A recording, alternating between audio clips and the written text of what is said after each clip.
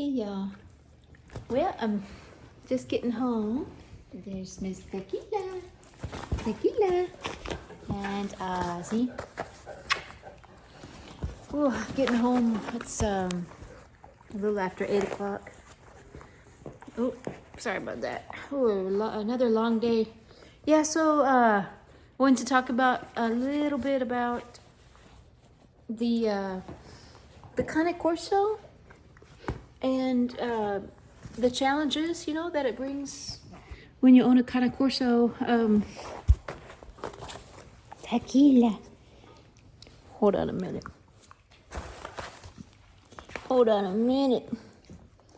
Tequila.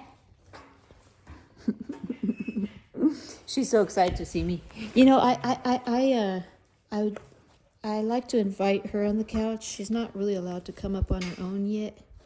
So I haven't invited her yet. She wants really badly to come up here. But anyways, about the Cane Corso. So because they're Velcro dogs and they are Velcro dogs, they are extremely protective by nature. They like to be right by your side 24/7. They would if they could, because they're one of their main functions in life is to protect. They're there to protect you. That's what they're bred to do. It's in their DNA. They come out even as puppies trying to protect you. Tequila. And so it creates a problem if you live a very busy life and you don't have a setup to where the dog has a way, to release its energy, as well as, I guess what I'm trying to say is in a situation where you're very busy and you only have one dog, so the dog is by itself. If the dog is by itself for most of the day, it's really not ideal for this type of breed. As y'all know, I live alone, so I don't have other family members that my dogs can engage with while I work. I have a fairly busy work life. Not horrible, not as bad as it could be. Like I do get most of my weekends off, but some days, like today, I do have to work late. Other days I'm home at a very decent time before the sun goes down anyway, but so my particular setup works because I have a pack, and because the Cane Corso is a pack, or most dogs are pack oriented, that really alleviates some of that anxiety that the dog will have when I'm gone to work. So the dogs just kind of keep each other company. They play with each other, they spar, they wrestle, and they're able to get their exercise, because I also have almost 2 acres to where they can run around on, get their exercise that they need just by playing with each other. Because I tell you, these dogs play extremely rough. They play so rough to where they're almost completely out of breath at the end of their playtime. You know what I mean? So that's how it works with me. Now, if I had just Ozzy, if I only had Ozzy, I don't think it would work. At least it wouldn't be the best quality of life for him. If all other things being equal, if I still had the same kind of work life situation, I'd feel actually pretty guilty, just having one Cane Corso. But anyway, everybody's situation is different. I'm just saying this because it's something to consider. If you're only going to have one dog, if you only have the setup to have one dog, like you have a smaller yard space or something like that, it's not really ideal for this breed of dog.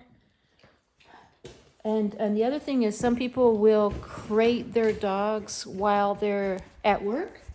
Tequila. So some people will crate their dogs. They'll crate their dogs. I know several people I work with even, they'll crate their dogs while they're at work. And that may work for small breed dogs.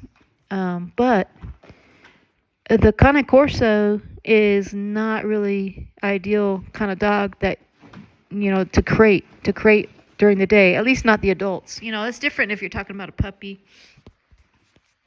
But if you crate an adult Cane Corso or an adolescent Cane Corso all day, 5-8 hours while you're working, I think it's not recommended to do that.